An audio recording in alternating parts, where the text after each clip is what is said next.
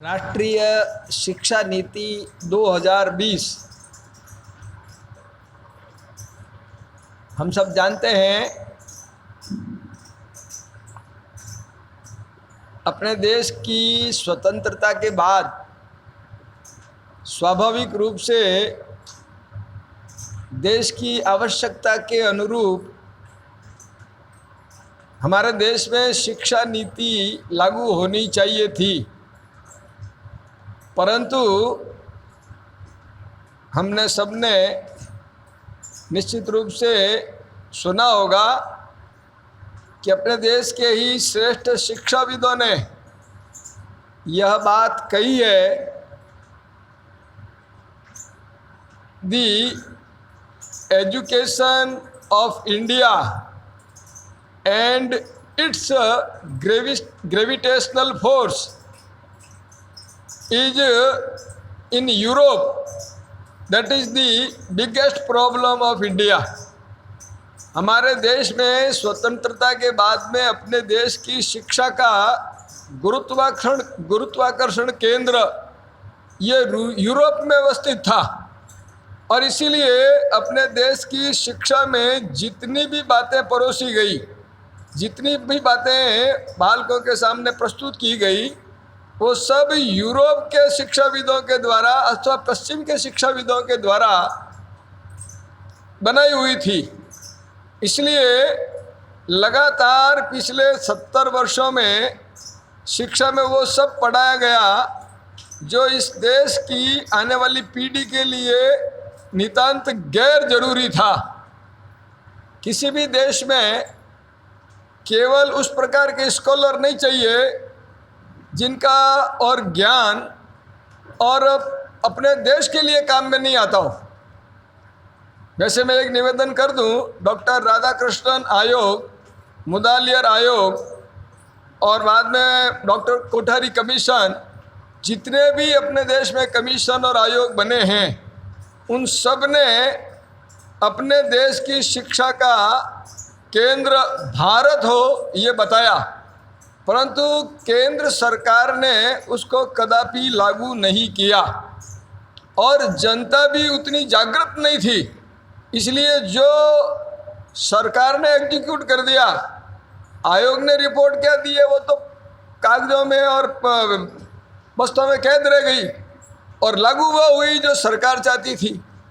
शिक्षा मंत्री भी उसी प्रकार की मानसिकता के अपने देश में आए, और इसीलिए हमको अभी गौरव की बात है, आनंद होता है कि देश में पिछले 7 वर्षों से जो केंद्र में सरकार बनी है, वैसे तो सरकार बनने के तुरंत बाद 2014 में ही उन्होंने राष्ट्रीय शिक्षा नीति के क्रियान्वयन के लिए प्रयत्न प्रारंभ कर दिया, पर लगातार 4 वर्षों की अथक साधना के बाद में अपने देश में 2 लाख से ज़्यादा शिक्षाविद और विभिन्न शिक्षण संस्थाओं के द्वारा प्राप्त मसौदों के आधार पर माननीय के कस्तूरी रंगन जी की अध्यक्षता में जो शिक्षा नीति निर्माण करने के लिए समिति का गठन हुआ था, उसके द्वारा संपूर्ण शिक्षा नीति का मसौदा 29 जुलाई 2020 को राष्ट्रीय शिक्षा नीति 2020 इस रूप में,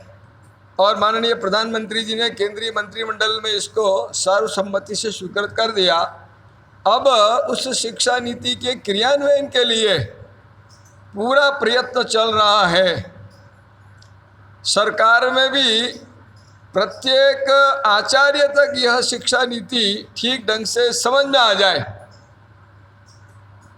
सबसे पहला हम सब जानते हैं ECCE है, early childhood care and education, जिसको हम कह सकते हैं 3 से लगा करके 8 वर्ष तक की अवस्था, LKG, UKG और हायर एजुकेशन, ऐसे HKG जिसको कह सकते हैं, और 1 और 2 ऐसे 3 से 8 तक की यह, फिर 8 से 11 तक का कक्षा 3, 4, 5, फिर 11 से 14 का 6, 7, 8, और फिर 14 से 18, 9, 10, 11, 12, ऐसे कुल मिलाकर के। और पहला हमारी प्रारंभिक बाल्यावस्था और संभाल और शिक्षा है, दूसरा फाउंडेशनल एजुकेशन है, तीसरा मिडिल एजुकेशन है और चौथा सेकेंडरी एजुकेशन है। तो ऐसे 4 भागों में, और उसके बाद में शिक्षा नीति में शिक्षक शिक्षा के ऊपर और बल दिया गया है। उसके बाद हायर एजुकेशन उसके अंदर बताई गई है। इस तरह से प्रारंभ से लगा करके हायर एजुकेशन तक की संपूर्ण स्टेजेज के ऊपर उसके अंदर काफ़ी फोकस किया गया है। पहले अपने देश के अंदर शिक्षा तो थी, पर शिक्षा में देश नहीं था। भारत में शिक्षा थी, पर शिक्षा में भारत नहीं था कहीं पर भी। और इसलिए अब इस शिक्षा नीति में भारत केंद्रित शिक्षा यह प्रभावी रूप से चिन्हित की गई है। उसके साथ साथ अपने देश में हम जानते हैं कि एक लंबा और बेरोजगारों का एक बहुत बड़ा दल खड़ा हुआ है, और उस कारण से सरकार ने 6ठी के अंदर ही कौशल विकास के ऊपर पूरा ध्यान केंद्रित किया है। और इसलिए 6ठी, 7वीं, 8वीं में ही विभिन्न प्रकार के कौशलों के विकास का प्रयत्न किया गया है। जहाँ तक और शिशु शिक्षा का प्रश्न है, मैं निवेदन कर दूं कि अभी तक अपने देश के अंदर और संपूर्ण रटंत विद्या चल रही है। किसी भी प्रकार का क्रिया आधारित शिक्षण नहीं है, एक्टिविटी बेस्ड लर्निंग नहीं है, केवल रट कर के कुछ अंक लाना यह रह गया है। इसलिए इस राष्ट्रीय शिक्षा नीति के अंदर क्रिया आधारित, गतिविधि आधारित, खेल खेल में प्रयोग आधारित शिक्षा का विशेष प्रावधान किया गया है। LKG, UKG और हायर KG के अंदर कक्षा 3, 4, 5 के अंदर बालकों में विभिन्न प्रकार की क्षमताओं का विकास करना, बालकों के जीवन में सत्य क्या है और सही क्या है, उसको करने पर जोर देने पर ध्यान दिया गया है। विभिन्न प्रकार की और बालकों में एक्टिविटीज़ करवा करके उसके अंदर की क्षमताओं को बाहर निकालने का प्रयत्न इस राष्ट्रीय शिक्षा नीति में करने का प्रावधान किया गया है। और जहाँ तक 9, 10, 11, 12 का जो प्रश्न है, उसमें भैया को कक्षा 9 में ही अपना विषय चयन करने के लिए स्वतंत्रता रहेगी। उस पर किसी प्रकार का थोपने वाला विषय नहीं रहेगा, और अगर वो चाहे तो बाद में विषय बदल भी सकता है। उसके लिए इस प्रकार का प्रावधान भी किया गया है। वो बनेगा नहीं, वो स्वतंत्र रहेगा। और हायर एजुकेशन में भी जिसको कहते हैं ईजी एंट्री और ईजी एग्जिट, दोनों ही बातें रखी गई है।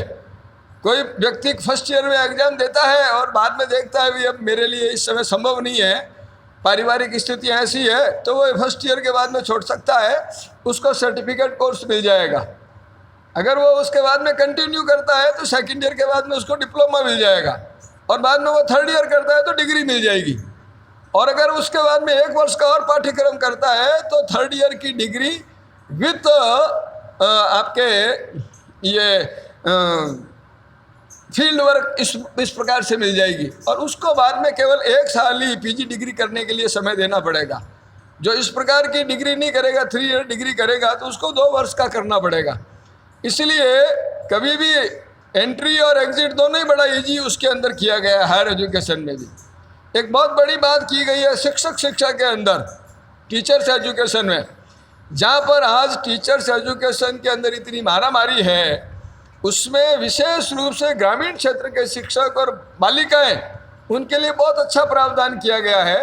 जो योग्य बालिकाएं हैं और ग्रामीण क्षेत्र के नौजवान युवा हैं, उनको अपने ही गांव के अंदर और नौकरी मिलने की और पर्याप्त संभावनाएं इसके अंदर प्रदत्त की गई है।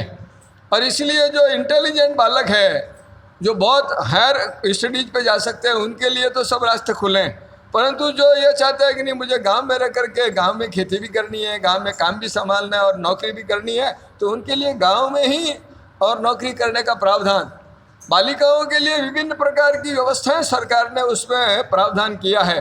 छात्रावासों की व्यवस्था है, बसेस के अंदर कूपन की व्यवस्था है, ऐसा सारा उसके अंदर प्रावधान किया गया है। और विशेष रूप से जो हमारा समाज का कमज़ोर वर्ग है, उसके लिए समावेशी शिक्षा का प्रावधान किया गया है। उनके लिए छात्रावास, उनके लिए विभिन्न प्रकार की सुविधाएं, ऐसा करके इस राष्ट्रीय शिक्षा नीति के अंदर एक समाज के कमज़ोर वर्ग को भी पूरी ताकत मिले उसका प्रावधान किया गया है। बालिकाओं के लिए पूरा प्रावधान किया गया है।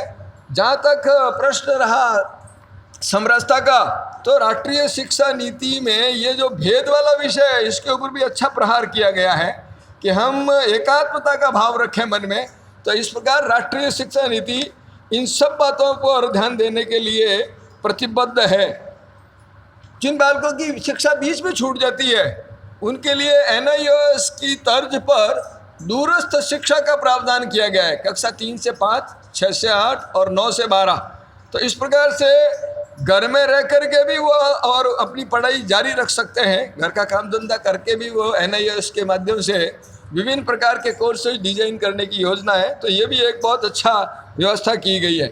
इस राष्ट्रीय शिक्षा नीति में भारतीय खेलों को भी प्रोत्साहन देने की बात कही गई है। इस राष्ट्रीय शिक्षा नीति में जनजातीय क्षेत्र में जो विभिन्न प्रकार की जड़ी बूटियां हैं, औषधियां हैं, उनका ज्ञान करवाना और उनको प्रोत्साहन देना, इसकी भी व्यवस्था इस राष्ट्रीय शिक्षा नीति में की गई है। कुल मिलाकर के राष्ट्रीय शिक्षा नीति अगर हम कहें तो भारतीयता को प्रोत्साहन देने के लिए, जीवन मूल्यों की रक्षा करने के लिए और एक राष्ट्र के लिए कैसा नौजवान, कैसी युवा पीढ़ी चाहिए, उसको तैयार करने के लिए यह राष्ट्रीय शिक्षा नीति प्रतिबद्ध है, ऐसा। और जहाँ तक प्रश्न रहा भाषा का, तो मैं निवेदन कर दूं कि इस राष्ट्रीय शिक्षा नीति का चैप्टर क्रमांक 4 है, 4.11, इसमें बहुत अच्छे ढंग से उल्लेख किया गया है कि बालक की प्रारंभिक शिक्षा उसकी मातृभाषा में ही हो। खासकर 5वीं तक के बच्चों के लिए उसकी शिक्षा मातृभाषा में ही हो, और तो और कक्षा 8 तक की शिक्षा भी मातृभाषा में हो, और हम चाहेंगे कि उसकी आगे की शिक्षा भी उसकी मातृभाषा में हो। इस प्रकार स्पष्ट रूप से मातृभाषा को प्रभावी बनाने के लिए राष्ट्रीय शिक्षा नीति के अंदर जोर दिया गया है। हम जानते हैं कि जो देश अंग्रेज़ों के गुलाम रहे, उनकी मानसिकता भी गुलामी की मानसिकता बन गई, और इसलिए भारत में भी गुलामी की मानसिकता वाले लोगों का एक बहुत बड़ा ग्रुप सत्ता में आ गया, और उसका परिणाम ये हुआ कि इस देश के अंदर मातृभाषाएं मर रही।